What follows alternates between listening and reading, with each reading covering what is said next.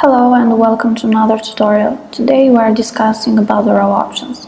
As we know, the rows are like the skeleton of a theme. So basically you build the entire theme layer basing everything on rows.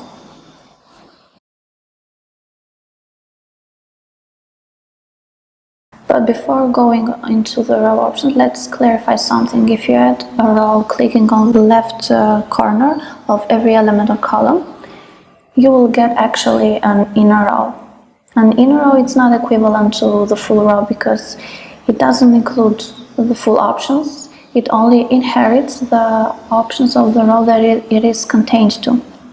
So let's add a new row clicking on the top part of the footer, like we said on the tutorial that we did for Codeless Builder when we explained where you can add elements.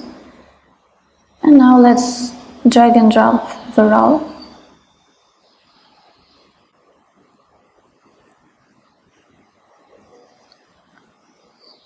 Before going into row options, let's divide the row into columns and add some content. You can also customize and add your values here.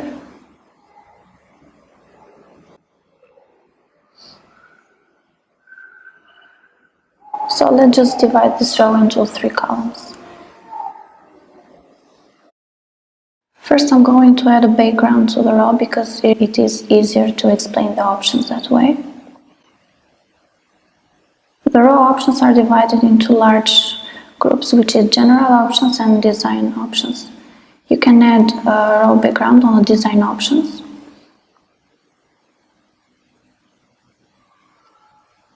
And import your own picture from media library.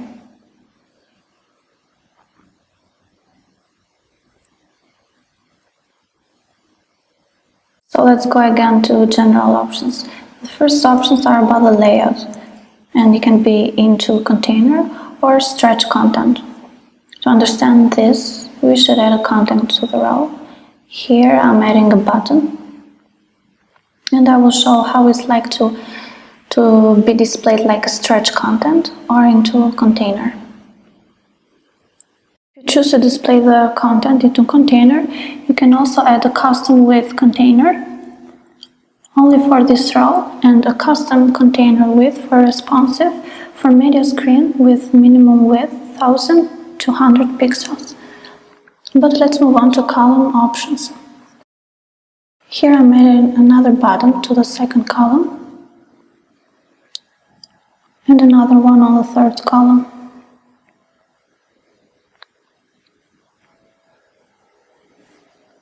Let's go back to the general options.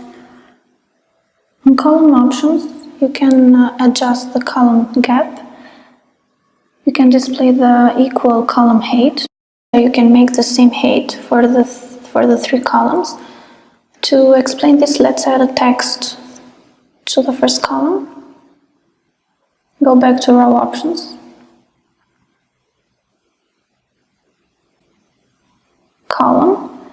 And if this option is activated, you can see that the 3 columns will have the same height. But it's your preference to display these options or not. Here are the responsive column options. This option will change the width of columns on tablet sizes from the specific widths. This is important if you want to build responsive, perfect layouts. About attributes options, you can disable the row. You can add row ID and class for custom styles. On animation, you can add the animation to the row. Choose the animation delay and speed.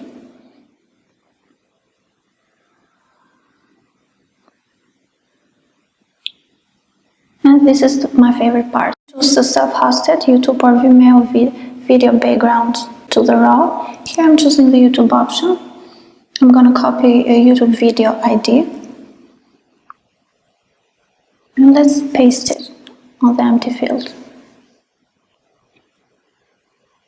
The video will start in seconds. You can also choose to display the video loop or not.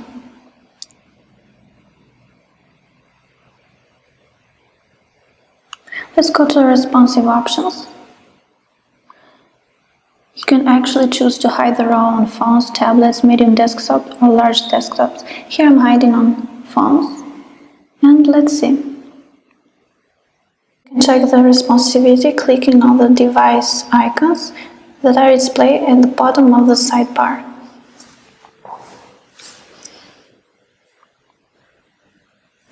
I'm going to show you something else about the rows. You can actually clone the row, and it is very simple. You just click on this third icon on row options.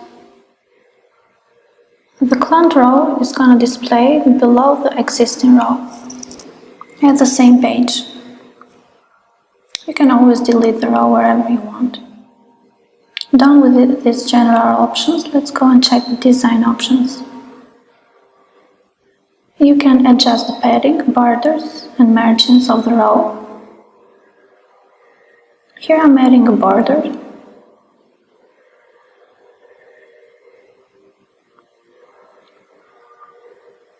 You can choose the text color to be light or dark. You can choose the background color. Let's remove the photo so you can see.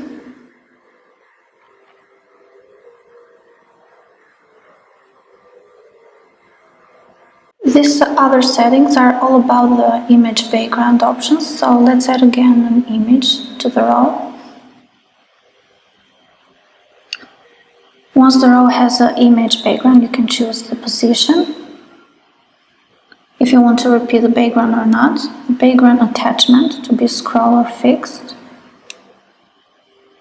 And this is a new feature. You can actually choose the blend options for the background.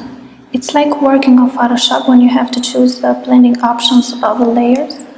So it's the same thing. Here is a showcase of the existing options.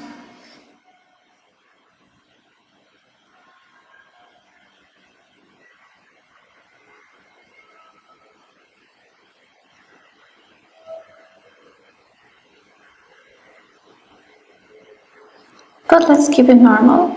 Let's add a parallax. I'm going to show the effect later when we see the live page. Let's go back to design options and overlay options.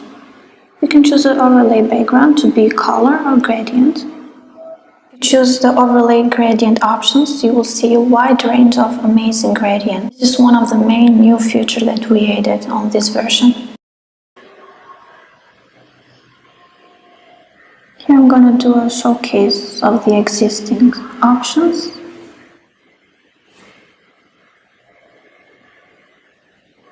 As you can see, you can customize the design row options to fit your requirements. My favorite is shades of gray. Here I'm adjusting the overlay opacity. And let's go to border style. Here you can choose the border style and the border color. So this is the end of row options. I hope you enjoyed it, and we will see together on another tutorial. Have a good day.